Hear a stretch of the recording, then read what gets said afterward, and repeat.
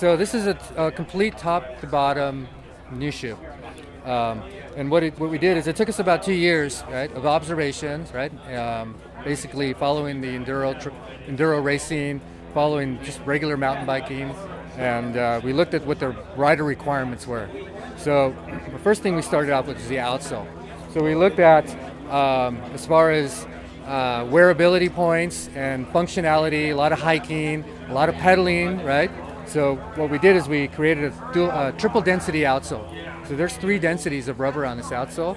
The color pieces are the highest or most durable density, and those are the wear points. So you have a wear point on the toe box, you have a wear point where the pedal interface is when you're off the binding, and of course you have your interface on the heel when you're heel striking, when you're walking around. And the most important one, I think, is the Shimano standard, which is all the black basically, and that's just the standard Shimano durable rubber.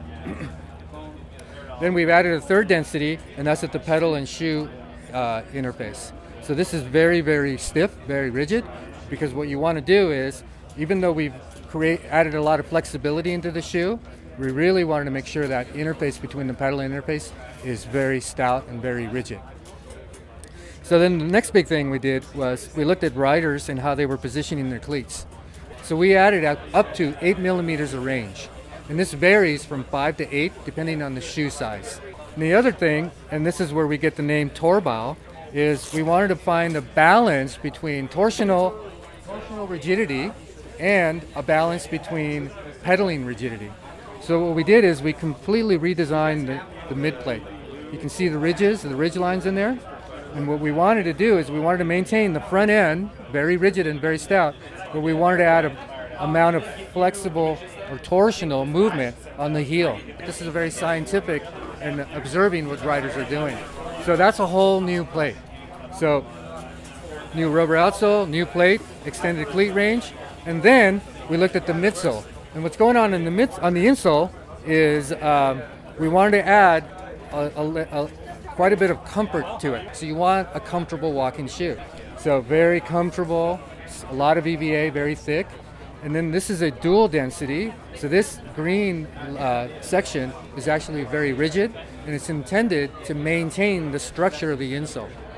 And then we get to the upper, and the upper, basically again, just really looking and observing what riders are doing. So a lot of armor, because these guys are running through rocks, right? A wide range of conditions. So lots of reinforcement. We've added the reinforcement and the protection on the inside of the heel. We've also added the flexibility of a quick lace system, so you can adjust the shoe to a full day of riding.